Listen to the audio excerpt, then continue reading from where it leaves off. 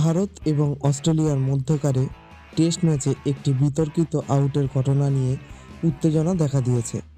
অস্ট্রেলিয়ার দুই প্রাক্তন ক্রিকেটার মাইকেল ক্লার্ক এবং স্টুয়ার্ট ক্লার্ক ভারতের পেসার মোহাম্মদ সিরাজের বিরুদ্ধে শাস্তির দাবি তুলেছে।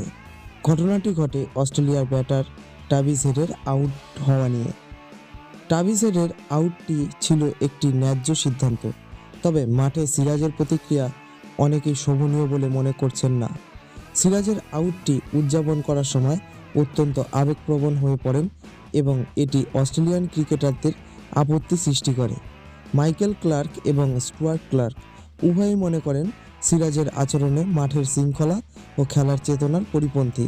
তারা দাবি করেছেন সিরাজের এমন আচরণের জন্য শাস্তি হওয়া উচিত, যাতে ভবিষ্যতে এ ধরনের ঘটনা রোধ করা যায়।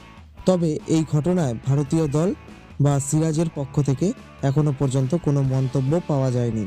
সিরাজের গুরুত্বপূর্ণ মুহূর্তে এমন বিতর্কিত ঘটনা দুই দলের মধ্যেকার প্রতিদ্বন্দ্বিতা আরও উত্তপ্ত করে তুলেছে।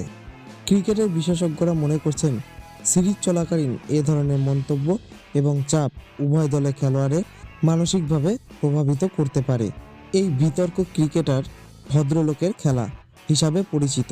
খেলাটি স্পোর্টসম্যানশিপ নিয়ে নতুন করে আলোচনা শুরু করেছে। এখন দেখার বিষয় সিরাজ বা ভারতীয় ক্রিকেট বোর্ড এ বিষয় নিয়ে কী সিদ্ধান্ত নেয়।